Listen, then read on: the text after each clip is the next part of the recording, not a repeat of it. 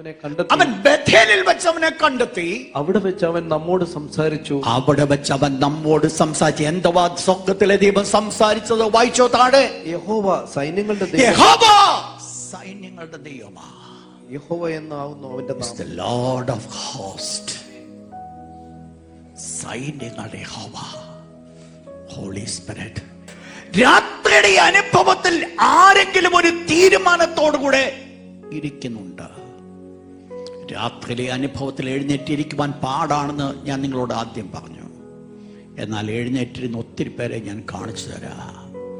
ഒരു പൗലോസ് ശീലാസ് കൈകാലുകളാൽ ബന്ധിക്കപ്പെട്ടവനായിട്ട് കാരാക്ക് തിളക്കുന്ന തൻ്റെ രാത്രിയുടെ മധ്യത്തില് അവൻ മിണ്ടാതിരിപ്പാനല്ല ആഗ്രഹിച്ചത്. അവൻ എഴുന്നേറ്റു. എന്തുവാ അവൻ ചെയ്തത്? ദൈവത്തെ സ്തുതിച്ചു. അതുകൊണ്ട് എന്ത് സംഭവിച്ചു?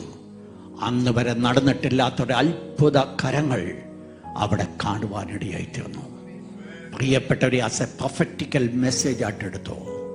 നിങ്ങളുടെ ഹൃദയത്തിന്റെ ആഴത്തിൽ നിന്ന് ഒരു നിലവിളി നിങ്ങളുടെ വിഷയങ്ങൾക്ക് മുമ്പിൽ വെക്കുമെങ്കിൽ, യാക്കോബിനെ പോലൊരു തീരുമാനമെടുത്തുകൊണ്ട് നീ എന്നെ അനുഗ്രഹിച്ചല്ലാതെ ഞാൻ നിന്നെ വിടത്തില്ല എന്നുള്ള ആ തീരുമാനത്തോടുകൂടെ ദൈവസന്നിധിയിൽ ആയിരിക്കുന്നവരോട് ഞാൻ ഓർപ്പിക്കട്ടെ, നിങ്ങൾ ആയിരിക്കുന്ന പോലെ ഒരിക്കലും നിങ്ങൾ മടങ്ങിപ്പോകത്തില്ല.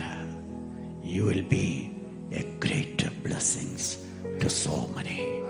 അനേകർക്കൊരത്ഭുതമായിട്ട് മാറ്റപ്പെടുവാനായിട്ട് സാധിക്കും.